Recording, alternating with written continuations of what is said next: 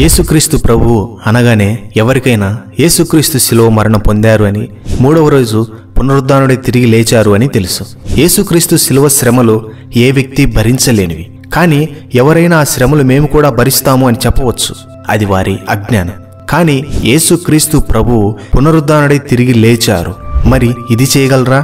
చేయలేరు. ఎందుకు అంటే ఈ సృష్టి ప్రారంభం నుండి ఇంతవరకు ఏ వ్యక్తి చేయలేని కార్యమును యేసుక్రీస్తు ప్రభుల వారు చేశారు. మరి ఆ తిరిగి లేచిన ఖాళీ సమాధి ఎక్కడ ఉంది అంటే, ఒకరు యేసు సిలువలో చనిపోలేదు, తప్పించుకుని జపాన్ దేశం వచ్చారు, ఇక్కడే వివాహం చేసుకుని వ్యవసాయం చేస్తూ జీవిస్తూ చనిపోయారు, ఇదే ఆ సమాధి అని చూపిస్తారు.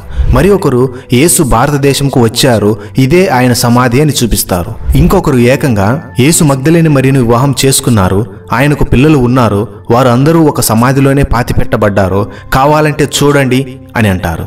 మరికొందరు అధికముగా క్యాథలిక్ సంబంధిత వారు ఇదే యేసు ఖాళీ సమాధి అని అంటారు. మరికొంతమంది ప్రొటెస్టెంట్స్ ఇదే యేసు ఖాళీ సమాధి అని ఒక సమాధిని చూపిస్తారు. ఒకరు ఇదే అసలు సమాధి అంటారు, ఇంకొకరు మా దేశంలో ఉంది అంటారు, ఒకరు మా ప్రాంతంలోనే ఉంది అంటారు, ఇంకొకరు మేము చెప్పిందే ఖాళీ సమాధి అని అంటారు. ఇంతకీ అసలు యేసు పునరుద్ధానుడై తిరిగి లేచిన నిజమైన సమాధి ఏది అనే విషయం గురించి తెలియాలంటే ఈ వీడియో చూడండి.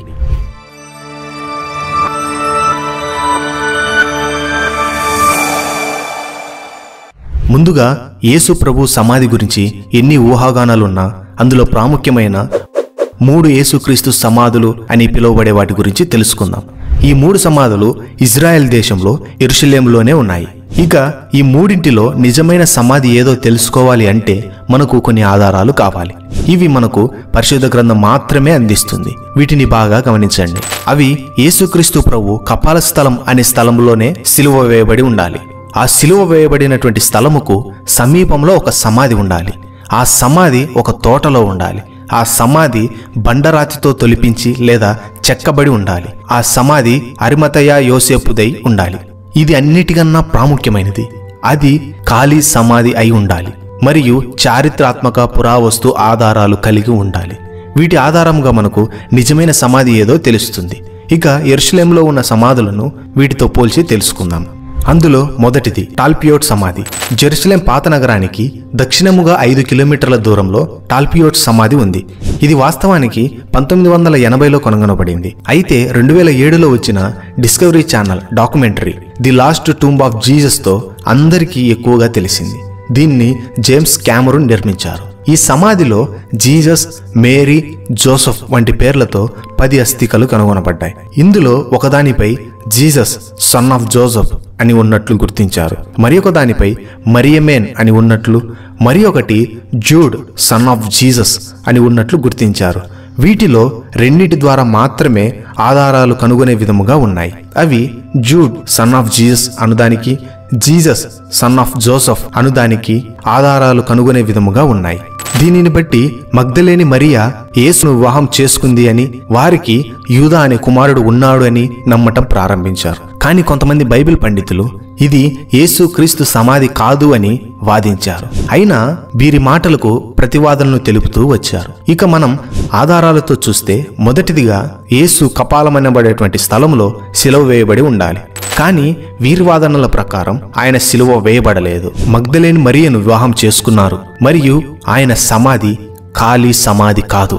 అందులో కొన్ని అస్థికలు ఉన్నాయి. సరే, అవి యేసు కుటుంబ సమాధి కాదు. మరి అవి ఎవరివి అంటే, ఇక ఆ అస్థికలను పరీక్షలు నిర్వహించారు. అవి యేసుక్రీస్తుకు చెందినది కాదు అని నిరూపించబడింది.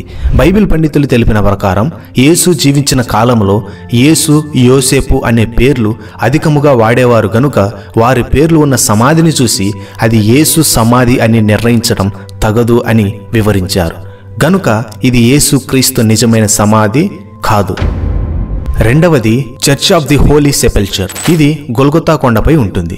ఒకప్పుడు ఇది యెరూషలేముకు బయట ఉండేది, కానీ ప్రస్తుతం ఇది యెరూషలేముకు లోపల ఉంటుంది. దీనిని రోమా చక్రవర్తి కాన్స్టంటైన్ యేసుక్రీస్తు నిజమైన దేవుడని నమ్మిన తరువాత తన తల్లి అయిన హెలెనాను యెరూషలేముకు పంపిస్తారు. ఆమె యెరూషలేముకు వచ్చి అక్కడ యేసును ఎక్కడ సిలువ వేశారో, ఎక్కడ సమాధి చేశారో తెలుసుకొని యేసుక్రీస్తును సిలువ వేసిన ప్రాంతంలో యేసుక్రీస్తు సిలువను వెతికించారు. దాన్ని వారు ఈ ప్రదేశంలో కనుగొన్నారు. గనుక ఈ ప్రదేశంలోనే యేసుక్రీస్తు చనిపోయారు అని తెలుసుకొని క్రీస్తు శకం 335లో ఇక్కడ మందిరమును స్థాపించారు. ఈ మందిరము అనేక సార్లు నాశనముకు గురైంది. అనేక మంది రాజులు ఈ మందిరమును నాశనం చేయాలి అని అనేక సార్లు మందిరమును కూలగొట్టారు. కానీ మరలా ఈ చర్చ్ పునర్నిర్మించబడుతూనే ఉంది. చివరిగా 1810లో ఈ చర్చ్ని నిర్మించారు. 2016లో కొన్ని వందల సంవత్సరాల తర్వాత మొదటిసారిగా యేసుక్రీస్తు సమాధి చుట్టూ ఉన్న ఎడిక్యుల్ను పునరుద్ధరణ అభివృద్ధి కారణంగా శుభ్రం చేయటానికి అనేక మంది పురావస్తు శాస్త్రవేత్తల ద్వారా సమాధి పైన ఉన్న సున్నపు రాయి స్లాబ్ను తొలగించారు. అప్పుడు అక్కడ ఉన్న రాళ్లను పరిశీలిస్తే అది సుమారు క్రీస్తు శకం 4వ శతాబ్దానికి చెందినదిగా పరిగణించారు.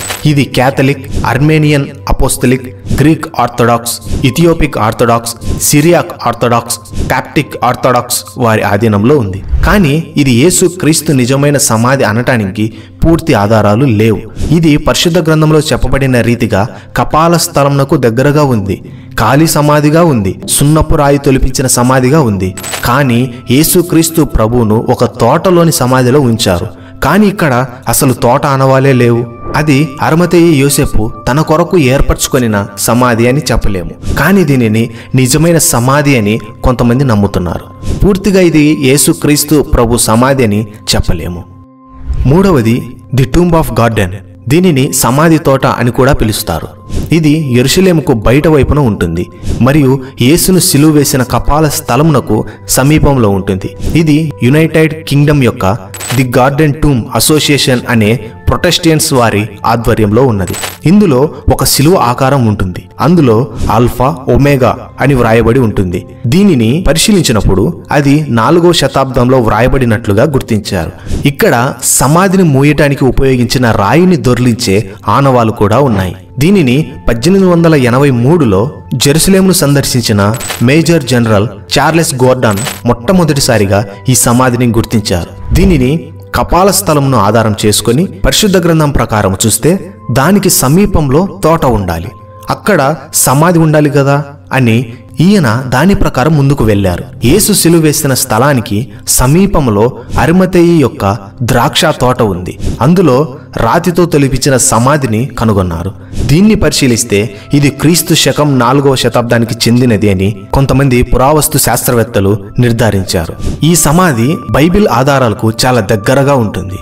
యేసు కపాలం అనేటువంటి స్థలంలో సిలువ వేయబడ్డారు. సమాధి రాయితో తొలిపించబడి ఉంది.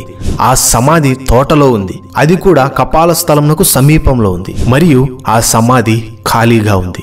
అయినను దీనిని కొంతమంది వ్యతిరేకించేవారు కూడా ఉన్నారు. కానీ ఇప్పటికే మీకు అర్థం అయి ఉంటుంది ఏది నిజమైన ఖాళీ సమాధి అని. మనము పరిశుద్ధ గ్రంథం ప్రకారం చూస్తే గార్డెన్ టూమ్ నిజమైన సమాధిగా కనిపిస్తుంది మరియు పురావస్తు ఆధారాలు కూడా ఉన్నాయి. చర్చ్ ఆఫ్ హోలీ సెపల్చర్లో పురావస్తు ఆధారాలు దొరికినప్పటికీ అది కొన్ని బైబిల్ ప్రకారంగా కనిపించటం లేదు. నిజమైన సమాధి రెండిట్లో ఏది అని చెప్పాలి అంటే వారి విశ్వాసమును బట్టి వారు విశ్వసిస్తున్నారు. క్యాథలిక్ వారు హోలీ సెపల్చర్ను నమ్ముతున్నారు.